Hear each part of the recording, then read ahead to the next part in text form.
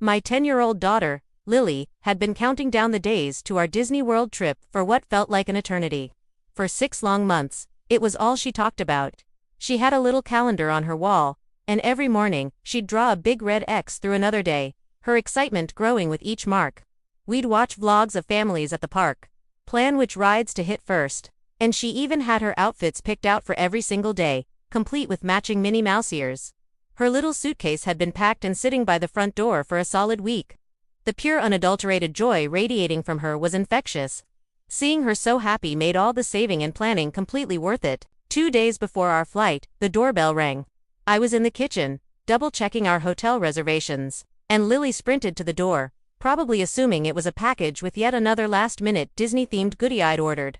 But when she opened it, she let out a shriek of delight. Grandma, standing on our porch, was my mother, her own suitcase next to her, a wide, slightly strained smile on her face. I was surprised. I love my mom, but she lives 3 states away and never, ever visits unannounced. Something felt off immediately. What a surprise, Mom, I said, giving her a hug. It felt a little stiff. What are you doing here? Lily was already dragging her inside, chattering a mile a minute about Cinderella's castle and the fireworks show.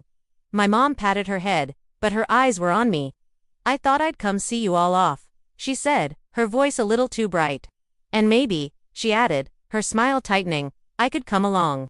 It's been so long since I've been to Disney.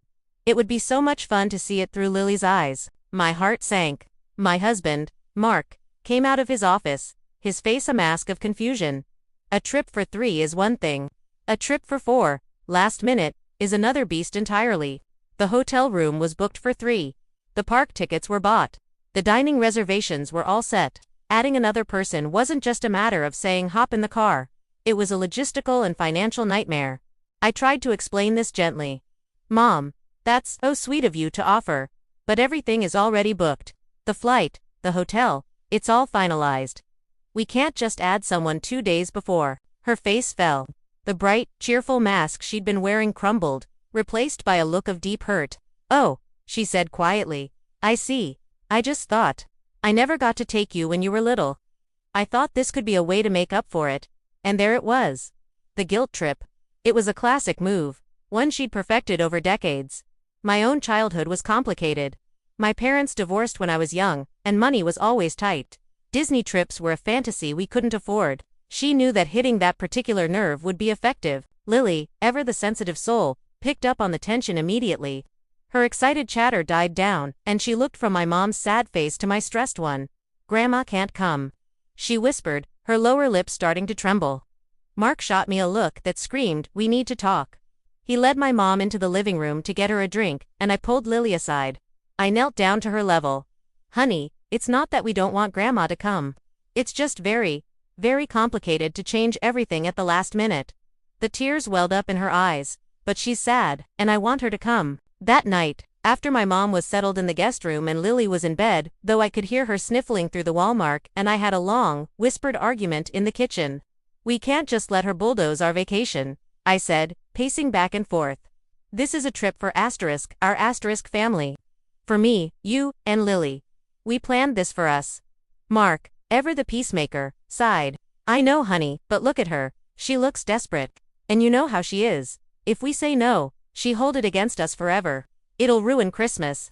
It'll ruin every holiday for the next 5 years. He was right. My mother had a PhD in holding grudges. Saying no would mean a Cold War that could last for months. With passive-aggressive comments and guilt-laden phone calls as her weapons of choice. The thought was exhausting. But the thought of her on our trip was also exhausting. She would complain about the walking, the heat, the crowds.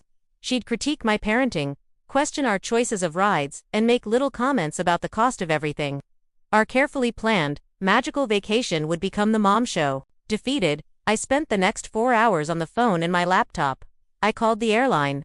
Changing the flight was possible, but it cost a fortune in fees. I called the hotel. They didn't have any larger rooms available. The only option was to book a second, separate room, which nearly doubled our accommodation cost. The park tickets were another huge expense. By the time I was done, my credit card was screaming in agony, and our vacation budget was completely shattered. We'd have to be incredibly frugal on the trip, cutting out the special character dinners Lily was so excited about and forgetting about souvenirs. A cloud of resentment had already settled over me before we even left. The next morning, I told my mom the new plan. Her face lit up. "Oh, thank you. I knew you'd understand. This is going to be the best trip ever." She didn't ask how I'd managed it. She didn't offer to pay for her share. She just accepted it as her due. Lily was ecstatic, of course. For her, more family meant more fun. She was too young to see the strings attached, the emotional and financial cost. She just saw her grandma, whom she adored, getting to share in her dream. I tried to hold on to that, to focus on Lily's happiness, but it was hard. The trip was exactly what I had feared. My mom complained from the moment we got to the airport. The flight was too bumpy. The rental car was too small. The Florida heat was unbearable. At the park, she needed to sit down every 20 minutes. She refused to go on any ride that was too fast or too high, which included most of the ones Lily was desperate to try. So, we had to split up. Mark would take Lily on a ride while I sat with my mom on a bench, listening to her sigh and talk about her aching feet.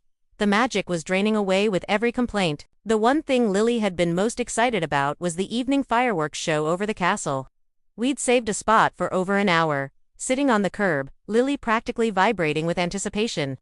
10 minutes before it was due to start, my mom announced she was tired and wanted to go back to the hotel. "You all stay," she said, waving a dismissive hand. "I can find my way back." Of course, she couldn't. She had no idea how the bus system worked. Leaving her to navigate it alone in the dark, in a massive resort, was not an option. "Lily," I said, my voice tight, "Grandma's not feeling well.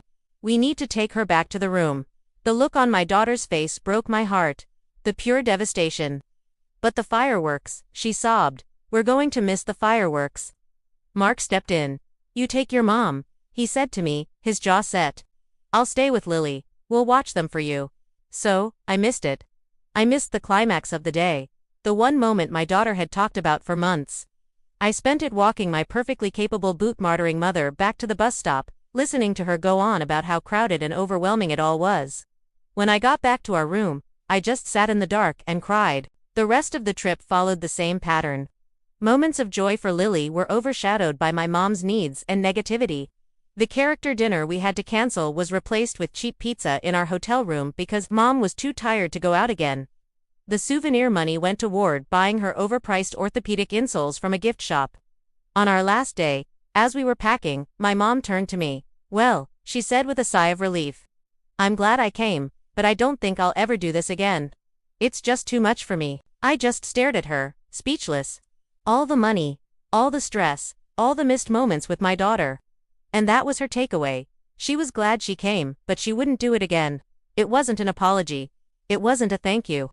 It was just a statement. It was then that I realized something had to change.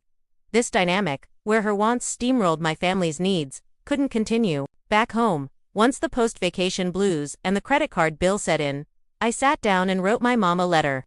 I told her I loved her, but that her surprise visit had put an immense strain on us, both financially and emotionally.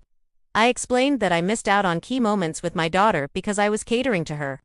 I told her that in the future, our family vacations were for our little family unit, and that while we'd love to take her on a different, specially planned trip, she couldn't just invite herself along 2 hours anymore. I set a boundary, a firm one. It was terrifying. I knew the fallout would be immense. And it was. She didn't speak to me for 3 months. When she finally did, her calls were cold and clipped, but I held firm. Mark supported me completely. He saw what the trip had done to me, to us. Slowly, very slowly, things started to shift. She began to ask about our plans instead of assuming she was part of them. The guilt trips became less frequent. It's not perfect. Our relationship is still a work in progress. But I took back control of my family's happiness, and while I'll always be sad about the Disney trip that wasn't what it should have been, I'm grateful for the lesson it taught me. Sometimes, the most magical thing you can do for your family is to protect its peace, even if it means saying no to someone you love. Thank you for listening to my story. If you've ever dealt with something similar, I'd love to hear about it in the comments. Don't forget to like and subscribe for more.